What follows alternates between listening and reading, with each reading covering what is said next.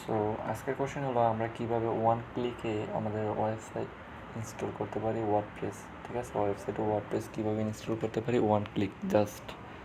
ওকে, তো আমার একটা ওয়েবসাইট আছে যেটাতে ওয়ার্ডপ্রেস ইনস্টল করা, দা দাবাসা.com। এই সাইটটাতে ওয়ার্ডপ্রেস ইনস্টল করা আপনারা দেখতে পাচ্ছেন। তো আমি এখন এটার ওয়ার্ডপ্রেসটা ডিলিট করে দিব। ঠিক আছে, ডিলিট করে আপনাদের সামনে আবার ওয়ার্ডপ্রেসটা ইনস্টল করব যাতে আপনারা জিনিসটা পুরোটা ক্লিয়ারলি বুঝতে পারেন। ঠিক আছে, সো এখন আমি এখান থেকে দাবাসা.com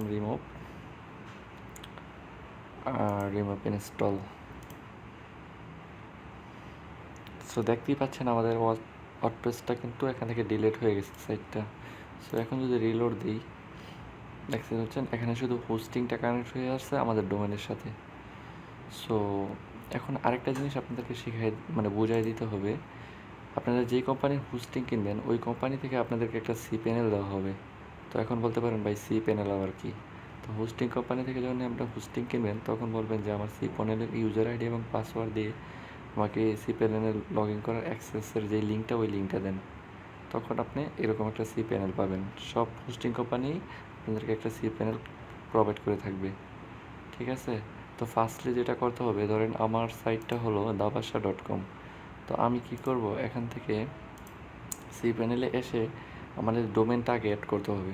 সো এরকমভাবে আমরা অ্যাড অন ডোমেন্সে যাব এবং এখানে গিয়ে এখান থেকে আমাদের HTTP বাদে আমাদের ডোমেনটা অ্যাড করতে হবে। যেমন দেখতেছেন আমি এখানে অ্যাড করে রাখছি। ডোমেনটা অ্যাড করার জন্য আপনি যদি আপনাদের ডোমেনটা ধরেন, আমি তো একবার অ্যাড করছি, তারপরও বোঝার সুবিধার্থে আমি দেখাচ্ছি যে এরকম HTTPS বাদে এই ডোমেনটা নেন, এখানে রুট ডোমেনটা অটোমেটিকলি নিয়ে নিবে। হ্যাঁ, ক্রিয়েটে দিলে এখান থেকে পাসওয়ার্ড ইউজার আইডি দিয়ে এগুলোকে দিয়ে লগ ইন ক্রিয়েট করতে হবে আর কি। তারপরে স্টেপ হলো আমাদের ডাটাবেস ক্রিয়েট করতে হবে, একটা ডাটাবেস। ঠিক আছে, তো ডাটাবেস ক্রিয়েট করার জন্য সিম্পল একটা ওয়ে, যেমন আপনি এখান থেকে ডাটাবেসের নামটা করে আপনি এখানে পেস্ট করবেন জাস্ট, পরে ইউজার আইডি পাসওয়ার্ড দিয়ে এখানে ডাটাবেস ক্রিয়েট করে ফেলবেন। তারপরে আপনি যেটা করতে হবে, cPanel-এর ব্যাগে যেতে হবে এবং এই কাজগুলো আমি করে দেখাতাম, বাট আমি করে রাখছি। এখন আবার ডিলিট করতে গেলে আমার অন্য সাইট এই হোস্টিংয়ে আছে, যদি একটা ভুল ফাইল ডিলিট করা হয় তাহলে দেখা যাচ্ছে আমার ওই সাইটটাও সমস্যা হতে পারে, তাই এড করলাম না। তো আপনারা পরে সফটওয়্যার অ্যাপস থেকে ওয়ার্ডপ্রেস ইনস্টল এখানে চলে যাবেন। এখানে যাওয়ার পরে ইনস্টল নাও এটাতে ক্লিক করবেন। এটাতে ক্লিক করার পর আমার যে ডোমেনটা এটা নিলাম, এটা থেকে মাস্ট বি যদি দেখেন যে HTTP শুধু হয়ে রয়েছে, এটাকে HTTPS করে দিবেন। ঠিক আছে, HTTPS করে দিবেন এবং ইউজার আইডি পাসওয়ার্ড দিতে হবে। এখানে আমি ইউজার আইডি পাসওয়ার্ড আগেরটাই রাখছি, আমি পরবর্তীতে চেঞ্জ করে ফেলবো, আপনাদেরকে শুধু এখন দেখাচ্ছি। সো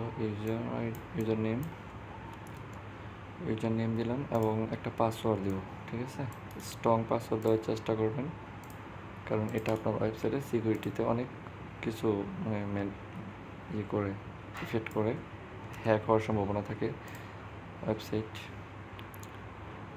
সো আমি এখন আমার এটা ইমেলের যেই জিমেল অ্যাকাউন্টের যে জিমেল নেমটা আছে ওইটা নিলাম।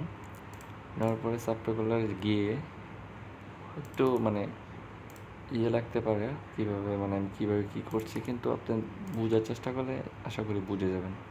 ঠিক আছে, এখান থেকে সাইট নেম দিতে পারেন, ধরুন আমার মাই সাইট দিয়ে দিলাম, এখানে মাই ব্লগ দেওয়া থাক, ব্লগই থাক।